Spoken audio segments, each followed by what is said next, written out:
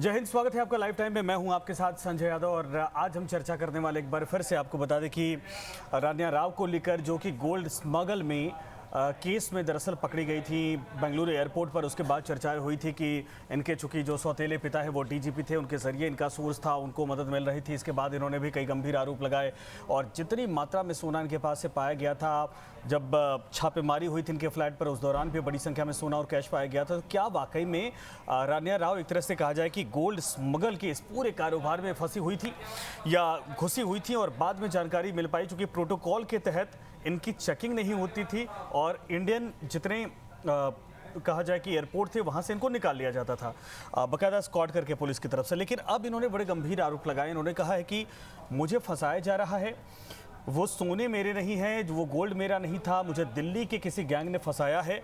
और जिस दौरान मुझसे पूछताछ हो रही थी मेरे ऊपर थप्पड़ बरसाए गए, 10 से 15 थप्पड़ मारे गए, दबाव बनाकर सादे पेपरों पर कोरे कागज पर मुझसे साइन करवाया जा रहा है। डीआरआई के अधिकारियों पर मारपीट करने का आरोप लगा है, यानी कि राजस्व खुफिया निदेशालय के अधिकारियों पर एक्ट्रेस रानिया राव ने ये आरोप लगाए हैं और उन्होंने कहा है कि मैं निर्दोष हूं, मुझे फंसाया जा रहा है। डीआरआई के जो महानिदेशक है, अतिरिक्त महानिदेशक, उनको पत्र लिखा है और जो उन्होंने लिखा है, कहा है, ज़रा ये समझिए। डीआरआई अफसर मुझ पर खाली पेजों पर दस्तखत करवाने का दबाव बना रहे थे। मना करने पर मुझे 10 से 15 बार थप्पड़ भी मारे गए। मुझ पर बहुत दबाव बनाया गया। इसके बाद 50-60 टाइप किए गए पेज, यानी कुछ पर लिखा हुआ था, 60 पेज बता रहे हैं कि टाइप किए पेज थे। 40 ऐसे कोरे कागज थे जिन पर मुझसे साइन करवा लिया गया, दस्तखत करवा लिया गया। और दिल्ली के किसी गैंग पर उन्होंने गंभीर आरोप लगाए। रानिया राय ने दावा किया है, रानिया राव नाम है इनका, रानिया राव ने दावा किया है कि इस मामले में उन्हें फंसाया जा रहा है और उसके पास कोई सोना नहीं था, उनके पास से कोई सोना बरामद नहीं हुआ है। रानिया ने यह भी कहा है कि दिल्ली के कुछ लोगों ने मुझसे कहा कि वो अधिकारी हैं, उन लोगों ने इस मामले के दोषियों को बचाने के लिए मुझे फंसा दिया है, यानी मेरे ऊपर आरोप लगा दिए हैं।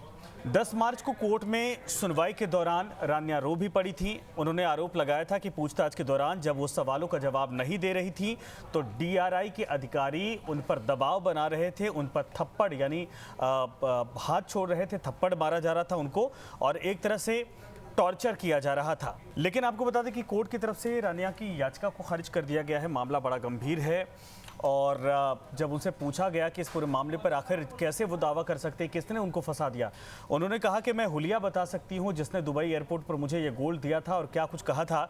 14 मार्च को ही रानिया ने जांच अधिकारियों को दुबई एयरपोर्ट पर मिलने वाले जो शख्स था उनसे मुलाकात हुई थी, उसका हुलिया बताया था। इसी शख्स ने उन्हें गोल्ड दिया था जिसे वो लेकर बेंगलुरु केम्पेगौड़ा इंटरनेशनल एयरपोर्ट पहुंची थी, जहां पर उनकी गिरफ्तारी हो पाई थी। रानिया ने कहा था कि उसे एक इंटरनेट से कॉल आई थी। फिर दुबई अंतर्राष्ट्रीय हवाई अड्डे के टर्मिनल नंबर 3 के गेट 1 के डाइनिंग लाउंज में एक्सप्रेसो मशीन के पास एक व्यक्ति से मिलने के लिए निर्देशित किया गया और वहीं पर ये गोल्ड उनको पकड़ा दिया गया था, जिसके बाद उनको जानकारी नहीं कि ये सोना किसका था। लेकिन सवाल यही है कि अगर कोई अनजान शख्स आपको इंटरनेट से कॉल करता है तो क्या आप को नहीं पता है आप एक अभिनेत्री हैं, एक पुलिस अधिकारी की बेटी हैं, आप दुनिया भर के हिस्सों में जाकर शूट करती हैं, बड़ी बड़ी फिल्मों का हिस्सा रही हैं, आपको नहीं पता कि सोना दुबई से भारत लाने के लिए क्या नियम कायदे कानून है, वो भी 14-15 करोड़ का सोना। इसीलिए डीआरआई के अधिकारी लगातार थोड़ा प्रेशराइज करके पूछताछ कर रहे हैं, लेकिन उनके ऊपर आरोप लगाए जा रहे हैं कि डीआरआई के अधिकारी मुझे टॉर्चर कर रहे, मुझे मार रहे हैं। अब रानिया राव की तरफ से दरअसल इमोशनल कार्ड खेला जा रहा है। लेकिन दुबई में 6 फीट लंबे शख्स से मिलने को कहा गया था, तो फिर रानिया राव को इसमें फ़ायदा क्या हो रहा था? एक स्टोरी बीच में आई थी, उसमें समझ में आया था कि रानिया राव दरअसल जितने चक्कर दुबई के लगा रही थी और हर चक्कर में, हर एक कहा जाए कि ट्रिप में लगभग 50 से 60 लाख रुपए का उनको बचत होता चाहे वो कमीशन के तौर पर, चाहे ये कहा जाए कि उसमें परसेंटेज के तौर पर। और रानिया को इसी बात का चस्का लग गया था कि दुबई से अगर 3-4-5 चक्कर पूरे महीने में अगर मार दिया जाए तो 2.5-3 करोड़ का बिजनेस आराम से हो जाता है, इतना पैसा मिल जाता है और इसीलिए बार बार वो दुबई के चक्कर लगा रही थी। लेकिन अब पूरे मामले पर फंस गई हैं। उन्होंने कहा कि मुझे 1 मार्च को एक विदेशी फ़ोन नंबर से कॉल आया था, मुझे दुबई एयरपोर्ट के टर्मिनल 3 के गेट ए पर जाने के लिए निर्देशित किया गया था। वहां जब मैं गई तो वहां पर एक शख्स लंबा चौड़ा था जो वहां पर खड़ा था, उसने मुझे ये सब कुछ दिया, उसके बाद मैं वहां से लेकर आ गई। इन सब के अलावा एक और आरोप लगे थे कि रानिया के सौतेले पिता कर्नाटक के डीजीपी हैं और उनकी वजह से जो प्रोटोकॉल मिल रहा था, जो स्कॉट मिल रहा था, पुलिस की पहरेदारी मिल रही थी, उन्हीं की वजह से था। और यही कारण है कि जब जब भी इस तरीके से गोल्ड स्मगल रानिया करती थी, उस दौरान पुलिस का सपोर्ट मिलता था और जांच नहीं होती थी एयरपोर्ट पर, इसका ये फ़ायदा उठा रही थी। लेकिन इनके पिता ने कहा कि मैं अपने बेटी से वास्ता नहीं रखता हूँ। शादी होने के बाद वो अपने घर चली गई है, वो क्या कर रही है क्या नहीं कर रही है इससे मुझे मतलब नहीं है, और ऐसे में मेरा नाम इसमें घसीटा जाना ठीक नहीं है। लेकिन इसके बावजूद दरअसल कहा जा रहा है कि सरकार की तरफ से एक जांच की बात कही जा रही है कि अगर वाकई में इस तरीके से कोई आरोप लगते हैं, वो भी डीजीपी के ऊपर, तो ये बड़े गंभीर हैं।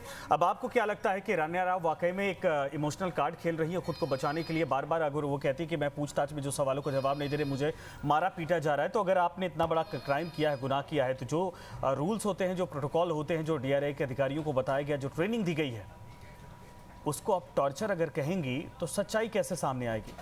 और आप इतने इनोसेंट तो है नहीं कि आपको पता नहीं था कि गोल्ड स्मगल क्या होता है, दुबई से सोना लाने का मतलब क्या होता है। अगर आप 12, 13, 14 करोड़ का सोना वहाँ से लेकर आती है, उसके बाद आप ये कहती कि अधिकारी मुझे मार पीट रहे हैं, तो ये और ज़्यादा एक तरह से क्रिमिनल ऑफेंस बन जाता है कि आप उन अधिकारियों पर जो अपने ड्यूटी ईमानदारी से निभा रहे हैं, उनके ऊपर आरोप लगा रही हैं। अब आप बताइए कि इस पूरे मामले पर कौन दोषी है कौन नहीं दोषी है, लेकिन मैं चाहूंगा कि आप लोग ये ज़रूर कहें कि बताएं कि रान्या राव का जो आरोप है, इस पर आपको क्या लगता है, सच्चाई है या फिर यह मनगढ़ंत कहानी है? बने रहिए हमारे साथ, देखते रहिए लाइव टाइम। धन्यवाद।